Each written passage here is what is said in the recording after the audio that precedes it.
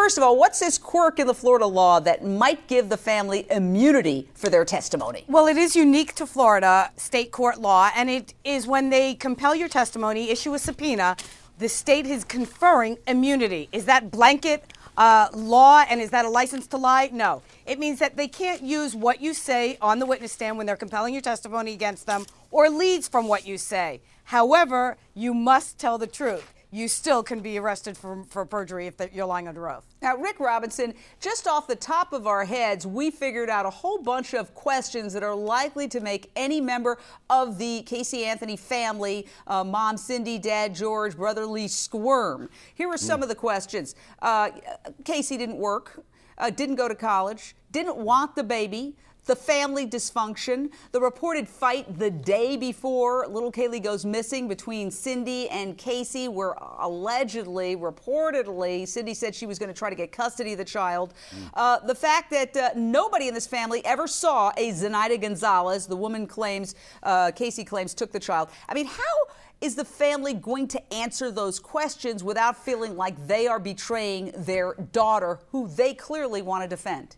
And then you go back to when they were in the jail and the comments that the grandmother made, clearly believing that Casey was lying and that she knew exactly where Kaylee was. And these, I'll tell you what, this is a lot of circumstantial evidence that you've talked about, but boy, when you put that together, it's pretty damning. All right, well, here's something that's not quite as circumstantial. Kia Marie Torres Cruz, Casey's childhood friend, is on the subpoena list.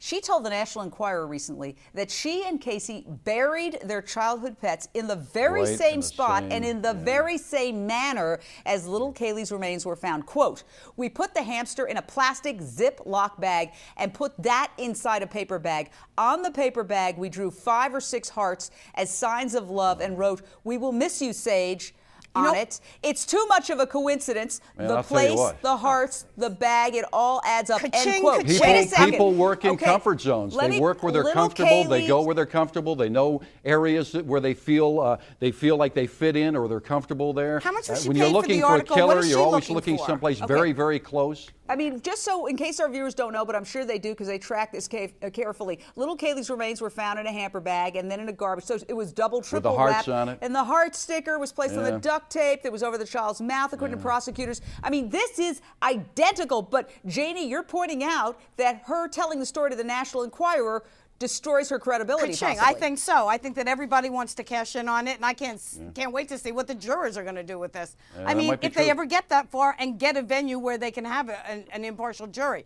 To me, the friend means nothing. She could just be making it up. Yeah, absolutely. Now, here's another, just a shocker. In an interview with Geraldo regarding the drug testing of Anna Nicole Smith, of all things, famed forensic scientist Dr. Michael Baden was asked a question relating to Kaylee Anthony. Let's watch what he said.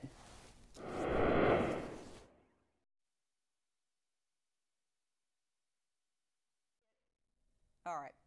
Well, essentially, he said they found chloroform in the baby's hair.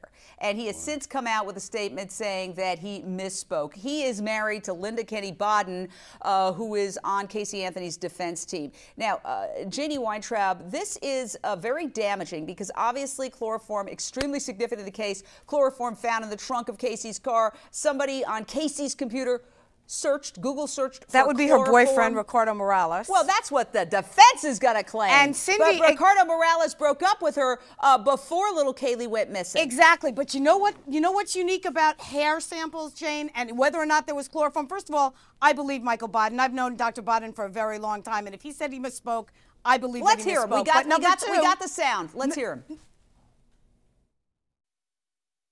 If a drug overdose is in play, is it totally irrelevant to test her hair and the way they tested poor Kaylee Anthony, the baby's hair? Yeah, I think where they found chloroform in the baby's hair.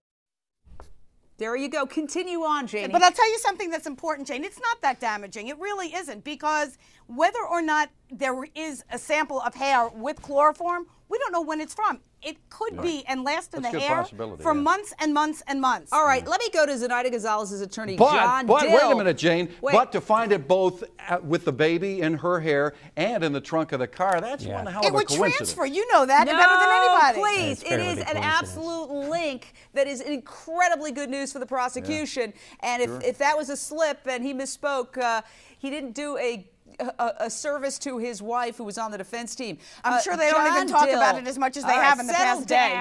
Settle down. Okay, John Dill, Zenaida's attorney. Let's get the latest from you about the whole deposition controversy. Cindy and George, we're going to go to court to stop the deposition now. Apparently, everything's lovey-dovey. They're going to do their depots. Well, I don't know about lovey-dovey, but we have their deposition. It's been agreed that we're going to go forward with the deposition coming up, I think, April 9th. And some of the questions you asked before I actually wrote down because there's some pretty good ones as far as Zanny the nanny. Has anybody seen her? This is somebody that was supposedly taking care of Kaylee for years, according to Lee Anthony. And we're curious if these parents who lived in the house with George and Cindy ever saw this person. I also found out that the investigators that were supposedly out working for the Anthonys were not even pursuing trying to find the kidnapper, which is very interesting to us. So we need to find out the answers to these questions to help clear our client and clear her name. David Caloyani, you've been very patient. I'm sorry we haven't gotten to you till now.